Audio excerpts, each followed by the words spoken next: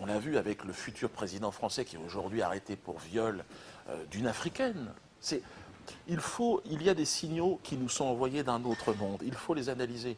Et je crois très important aujourd'hui de dire que le changement, ce qui vient de se passer, et l'affaire Strauss-Kahn, est un élément, c'est un élément qu'il est important d'analyser, à mon avis, et d'intégrer comme un élément de changement.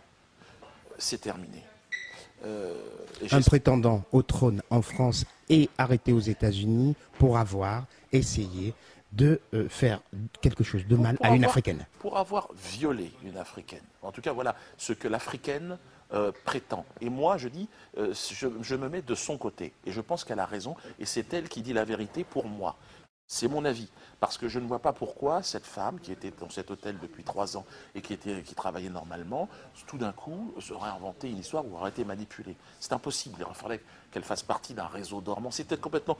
La théorie du complot, là, elle est tolérée. Alors que normalement, quand on remet en cause, je ne sais pas, ne serait-ce que les implosions du 11 septembre, là, c'est les complotistes, c'est les chambres à vase... Vous êtes en train d'insinuer que votre vidéo la dernière fois qui parlait de soutien à Dominique Strauss-Kahn, c'était de l'ironie? Non, c'est-à-dire que oui, c'était là, bien évidemment. En tout cas, j'ai trouvé intéressant de mettre en évidence les incohérences de la société dans laquelle je vis. Tous les politiques sont là, il faut être prudent. Mais quelle prudence il faut avoir avec un homme qui s'en prend à une... Moi, j'aurais Dominique Strauss-Kahn en face de moi, mais je lui dis, mais qu'est-ce que tu viens de faire? Il est normal, et les Africains devraient avoir tous cette même réaction. Mais imaginez que moi, je m'en prenne à une jeune Israélienne à la sortie d'un lycée, qu'est-ce qui va se passer?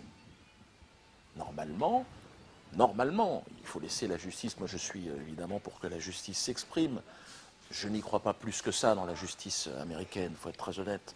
Je pense qu'elle est corruptible. D'ailleurs, il semblerait que les avocats de Dominique Strauss-Kahn, le brave monsieur Brofman, israélien à moitié, enfin visiblement il a fait une visite en Israël, ils ont dû récupérer des fonds pour se rendre en Afrique et essayer de corrompre un petit peu la famille de cette brave Nafissatou Diallo. On verra la fin de cette histoire. Dominique Strauss-Kahn avait été lui-même enquêté dans plusieurs affaires similaires. Vous savez, bon, je pense que les Africains, en tout cas, doivent soutenir cette personne. Il faut qu'elle ne craque pas.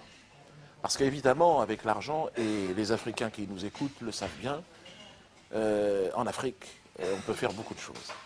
Et je crains qu'avec quelques millions de dollars, les proches, sa famille même, ne se retournent contre elle.